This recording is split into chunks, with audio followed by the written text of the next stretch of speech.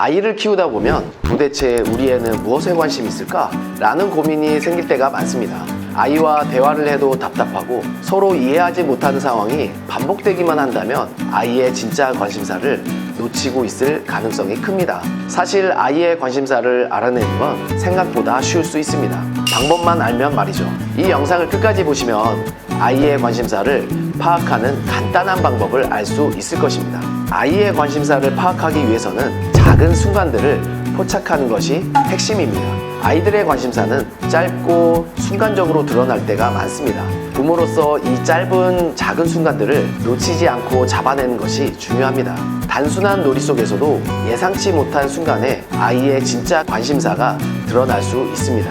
많은 전문가들이 아이의 일상 속에서 드러나는 작은 힌트들이 아이의 관심사를 파악하는 열쇠라고 말합니다. 책 초등관심사전의 저자 우정옥 작가는 부모와 자녀가 함께 질문하고 답변하는 소통 속에서 자녀의 관심사를 발견할 수 있다고 했습니다.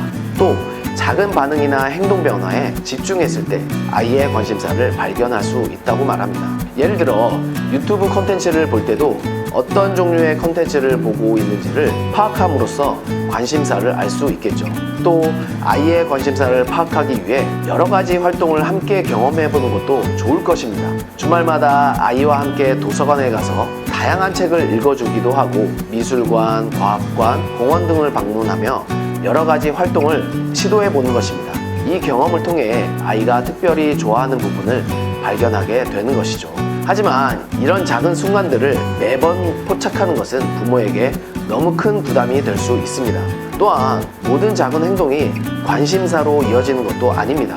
아이의 모든 행동을 분석하고 해석하려는 시도는 부모를 지치게 할 수 있으며 오히려 과한 해석이 잘못된 방향으로 이어질 수도 있습니다. 부모가 항상 완벽할 필요는 없습니다. 중요한 것은 아이와 함께하는 시간을 조금 더 의식적으로 즐기고 때로는 아이가 무엇을 좋아하는지 직접 물어보는 것입니다. 그리고 때로는 아이가 스스로 흥미를 발견할 수 있도록 기다려주는 것도 필요합니다. 아이의 관심사를 파악하는 과정은 마치 보물찾기와도 같습니다. 이 과정에서 중요한 것은 바로 작은 순간들을 놓치지 않는 것인데요. 작은 순간들이 모여 아이의 큰 관심사를 형성합니다. 부모로서 이 순간들을 잡아내기 위해서는 평소보다 조금 더 주의 깊게 아이를 바라보는 것이 필요합니다. 이렇게 찾아낸 관심사는 아이와 부모의 유대감을 더욱 강하게 만들어줄 것입니다.